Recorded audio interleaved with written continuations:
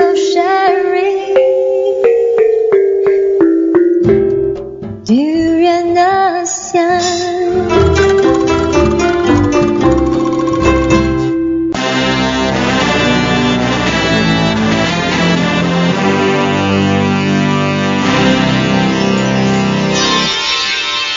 ASEAN Dailies. First and the foremost news from Southeast Asia. Hello and welcome to Durian ASEAN. You're with Gowri here today. And it's a Thursday morning, one day more to Friday. Hope all of you guys are doing well. And kicking off our ASEAN Daily for this morning, a couple of breaking news. And the first one is, of course, our public prosecutor, Kevin Morais, has been found in a tank near USJ in Subang. And the police are investigating the motives, and they think that it may have something to do with a case he worked on 2 weeks ago where he refused to take a bribe in order to settle the case. And this is another shocking news for all Malaysians when Kevin Morais went missing.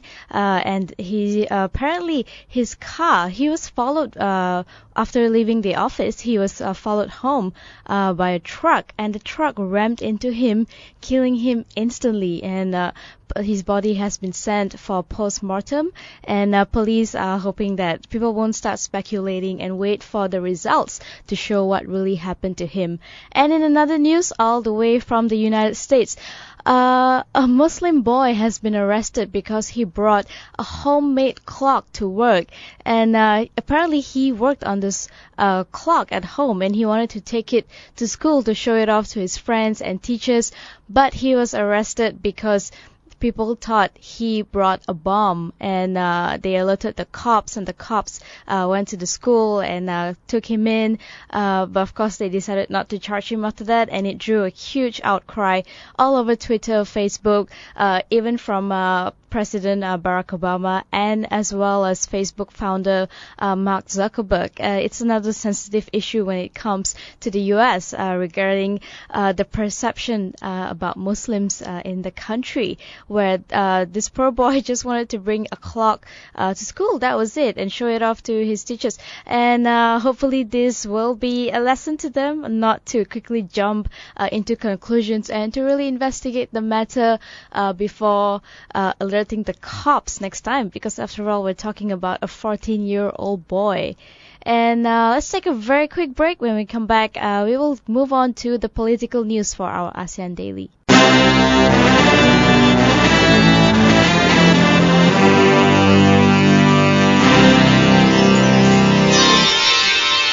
ASEAN Dailies. First and the foremost news from Southeast Asia. Hello and welcome back to Durian ASEAN. You're still with Gowri, and we're moving on to our political slide on our ASEAN Daily for this morning. And of course, first of all, from our very own Malaysia, there was a bit of a rally that happened yesterday, more of a protest that took place in Petaling Street, Padang Merbo, as well as Pavilion. And of course, this was hashtagged Merah 916, which also means red 916, because the participants were all wearing the red shirts, red t-shirts, in order to voice their discontent, or in order to more like advocating the Malay supremacy in the country. And this also received quite a huge outcry from a lot of Facebook users, a lot of Twitter users. Of course, most of them are pro Bersih, which is another protest that took place last month on the 29th and 30th of August. And what's interesting about this is it seems that the Red Shirt Rally also said that they are calling for national unity, but they were doing that by advocating the rights of one particular race and the supremacy of one particular race. And along with that, during the protests, they also hurled a lot of racial slurs to various protesters and journalists who were in the vicinity, and that was also heavily criticized by Twitter users because no stern action was taken against them. And in line with our Prime Minister's agenda of One Malaysia, he wanted all of Malaysians to come together as one, and I'm not too sure how is that going to be achieved if there is is one race more supreme than the other. And I think that is confusing a lot of people as well. And a lot of parties are still not clear about what exactly were they championing, what was the objective or the whole reason that the protest took place yesterday. We'll have to wait and see what is the outcome. There was a little bit of riot incident that happened towards the end of it, where some cones were hurled at the police, and a couple of other protesters got hurt as well. And the Prime Minister has urged that stern actions be taken against them. And at the same time, the Prime Minister, Najib Razak, has also said that he will stop any street rallies that is out to topple the government, and he will take all measures against anyone who is trying to overturn the government through street rallies. And he said this could not be more dangerous and risk tearing apart the fabric of our democracy, our harmony, and our unity. And he also said that it is very saddening to see a lot of people conspiring against the government, a lot of blackmailers, forgers, and even foreigners who want to interfere in our country as they did during the colonial times. And he is urging all Malaysians not to listen to any third party, not to believe any external news that they read, and to have faith in the government, believe in your Prime Minister, and do not believe all the speculations. And I think trust is something that you earn. It's not something that you can request, especially as a Prime Minister. I guess when there is scandal after scandal, or even controversial news surfacing, it will be very hard for the people to have faith in the government. And of course, we would prefer it that way as well, to have faith in the ruling government. And in order to do that, I hope the Prime Minister Najib Razak will step up his game and show the people that he is someone that we can all trust. And speaking of presidency, Philippines, it will be having an elections pretty soon. Is still Mr. Benigno Aquino, of course, in his final months of presidency. And one of the candidate could be Vice President Jajomar Binay, of course, who will also name his running mate very soon. And he said that on Wednesday, that is now up to 85 to 90% sure that he would run with a guy veteran politician, which he still refused to name. And while he declined to give further details, he also said that he and his running mate will be able to help each other win. And if the talks could be finalized by this week, he said that he'll probably make the announcement by next week. And according to Binay, he also made a few comments about mining taxes, which is it seems to be quite the topic in Philippines at the moment. Even President Aquino has been commenting a lot about that. And I think the interesting thing about this is who is going to take over, who will be the one to replace President Aquino. Will they want somebody with the same ideals, with the same structure, with the same way of handling the country, or are they going to pick someone who is new, who has a different way? Of course, Senator Grace Poe is also another candidate along with Rojas, and will keep up with the Philippines elections for you, and to also make some analysis to see who is most likely to be the next president in Philippines.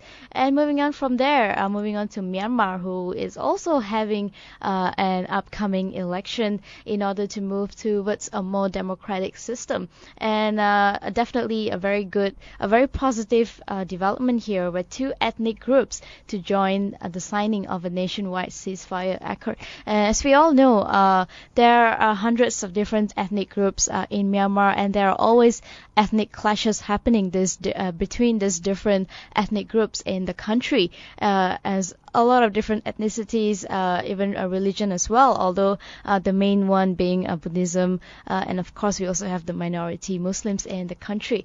And the Myanmar government has actually invited the two special region ethnic armed groups to join this expected signing of a nationwide ceasefire accord. It's called the NCA.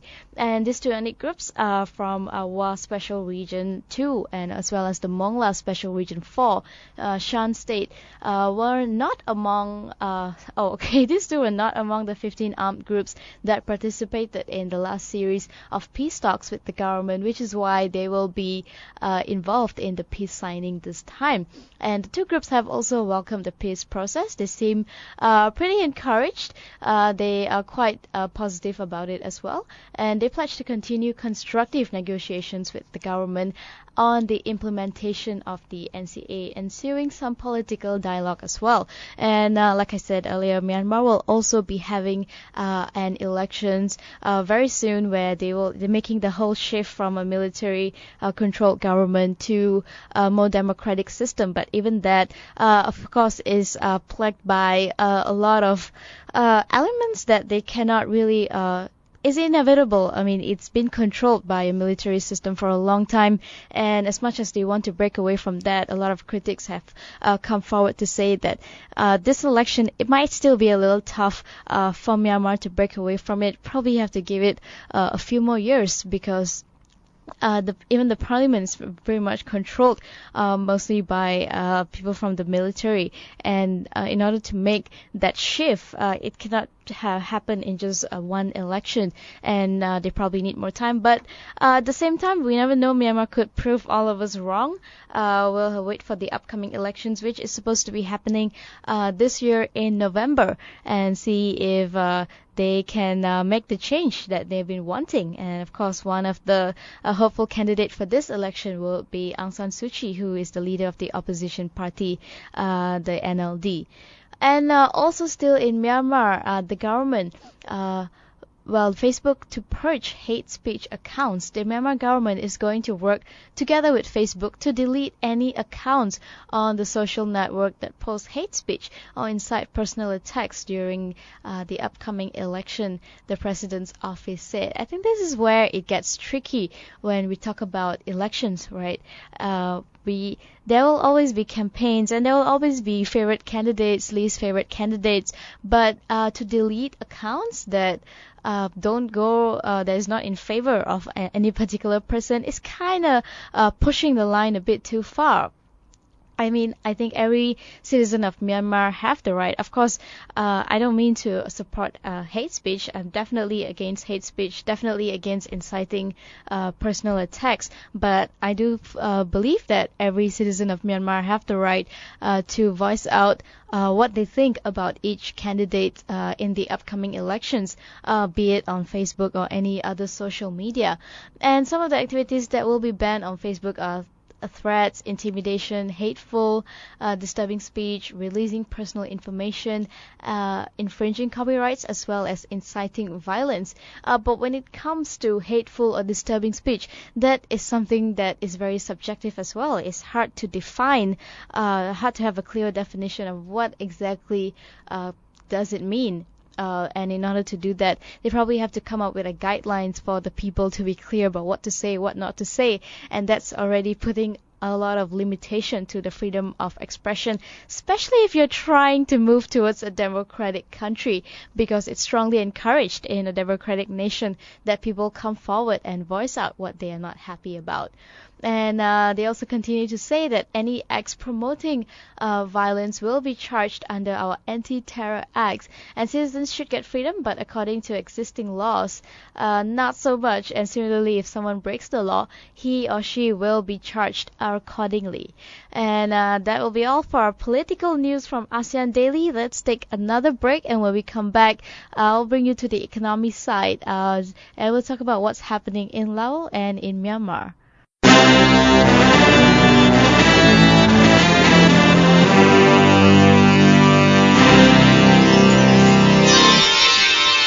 ASEAN Dailies. First and the foremost news from Southeast Asia.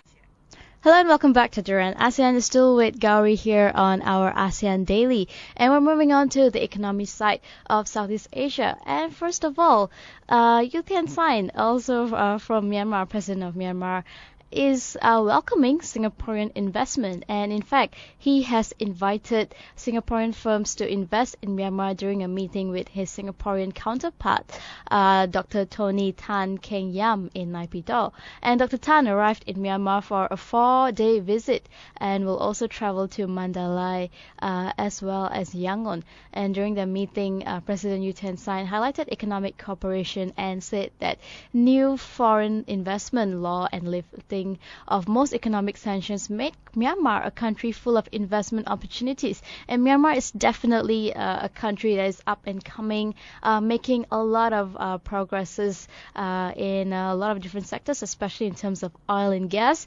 Definitely a country to look out for. And this is not only being said by me, even Cambodia is starting to get intimidated by Myanmar. And it seems that they are quite worried that Myanmar's economy is progressing a lot, and even compared to other countries like Vietnam and Thailand, Cambodia is slowly lagging behind. Although we do have an improved business environment in Myanmar that propelled its gross domestic product to 7.7% in 2014 and is expected to reach 8.3% in 2015, according to the Asian Development Bank. And although according to Janet Menon, Myanmar may not really pose an immediate threat to Cambodia, but the lead economist at the ADB said that Cambodia will definitely need to improve on its productivity and improve its pool of skilled labor. And trade costs in Myanmar are still high, given the lack of or the dearth of investment in infrastructure development. But as economic reforms begin to kick in the country will increasingly grow its presence on the ASEAN stage, according to Mr. Menon. And he also thinks that Cambodia may have to lift its productivity if it is to compete with well-known educated workforce readily available at low cost in Myanmar. So I guess there are a few things here that Cambodia needs to look at. One of it is to increase the number of skilled laborers that they have in the country, and another one is to improve their productivity as well as to improve in terms of competitiveness, so they can put themselves on the map and compete with other ASEAN countries. And Cambodia is already facing steep competition from Myanmar in terms of rice shipments. Rice shipments leaving the kingdom last year totaled a little more than almost 400,000 tons compared to Myanmar's 1.7 million tons, a large amount of it going to China. And Cambodia is also could have the edge in exporting higher quality fragrant rice that could be an option for them, according to CEO Song Saran, rice exporter Amru Rice. But he also said that Myanmar is also catching up fast and moving beyond its export of lower quality broken and parboiled rice. And in the long run, Myanmar could be a threat to Cambodia because they have started to improve their facilities. They are starting to innovate. They're just trying to look at different ways to enter the market or to expand what they already have. And therefore, Cambodia needs to step up its game, or it will, for a long time, be behind Myanmar. And moving on to Laos, where Mega First gets for hydropower concession in Laos. And power inquiry player Mega First Corp Berhad said an 80% owned unit has secured 25-year hydropower concession in Laos. And this is quite a controversial issue as well, because of the building of this hydropower dam, which will cost the firm about $500, and the company has planned to fund it using internally generated funds and long-term debt.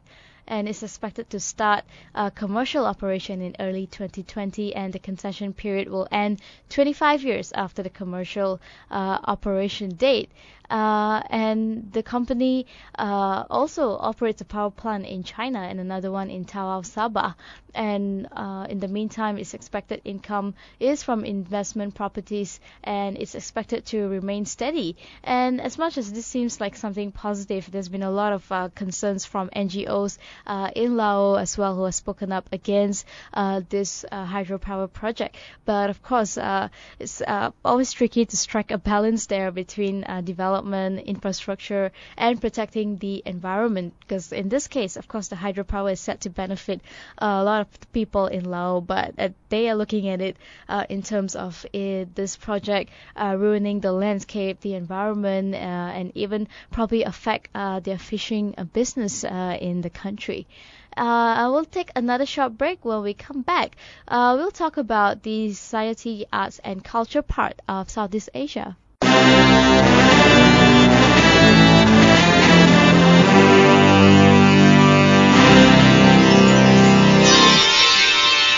ASEAN Dailies. First and the foremost news from Southeast Asia. Hello and welcome back to Duran ASEAN. You're still with Gowri, and we're moving on to our last segment on the ASEAN Daily, which is the society, arts, and culture. And speaking of that, we have NUS, NTU leapfrogging Yale, Cornell in university rankings. And apparently NUS and NTU, we're talking about the National University of Singapore and Nanyang Technological University. And these two have surpassed institutions like Yale, Johns Hopkins, Cornell, and even the King's College in London, and to move up the rankings. And this is according to the annual Quacquarelli-Simmons World University Rankings. And NTU President Professor Bertil Anderson said, young Singaporeans can now be very proud that they have two universities of international repute to choose from to get top quality education right at home. And I couldn't agree more with him. Even being in Malaysia, to know that we have Ivy League university quality just down south, it's pretty encouraging that you don't have to fly all the way to London or to the US to get some quality world-class education system.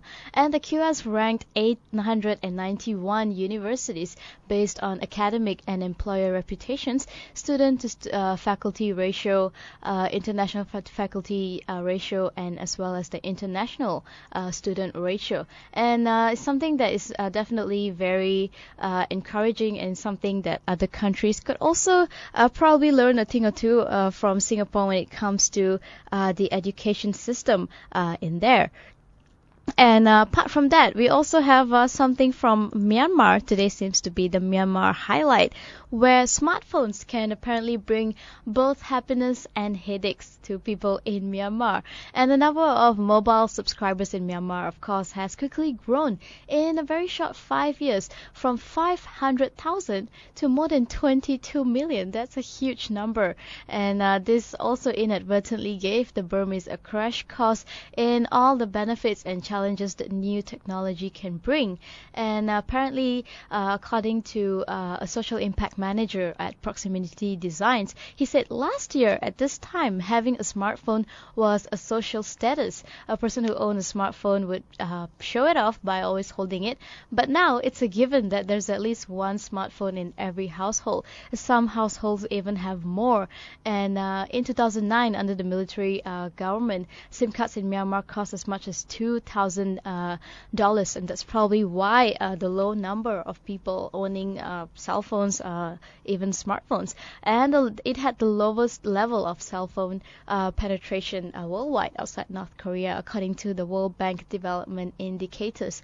But since then, since that they are moving towards a more democratic country now, and the military government is a bit more flexible with them, a lot of Android-enabled smartphones have become such a common sight throughout the country. And these days, SIM cards can actually cost as low as $1.50 to go from $2,000 to $1.50. I can see why the number grew to 22 million immediately.